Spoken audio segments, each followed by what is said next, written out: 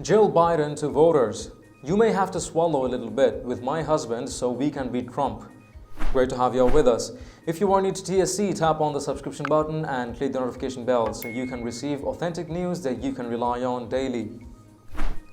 Speaking at a bookstore in Manchester, New Hampshire, Dr. Jill Biden urged voters on Monday to consider the electability of her husband, former Vice President Joe Biden, ahead of the 2020 Democratic primaries, and how they may have to swallow a little bit with the Democratic frontrunner in order to defeat President Trump.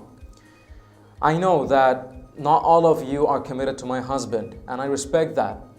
But I want you to think about your candidate, his or her electability, and who's going to win this race, Dr. Biden said. And so, if you're looking at that, you've got to look at the polls, Biden said. If you're consistent and they're consistently saying the same thing, I think you can dismiss that.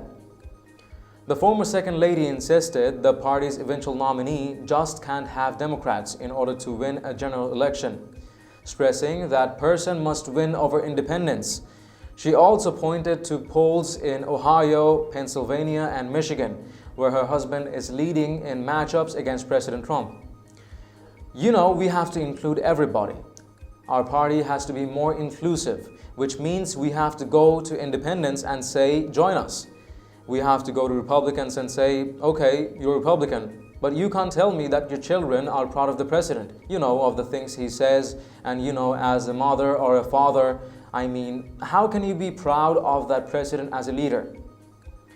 She continued, so yes, your candidate might be better on, healthcare than Joe is, but you've got to look at who's going to win this election, and maybe you have to swallow a little bit and say, okay, I personally like so-and-so better. But your bottom line has to be that we have to beat Trump.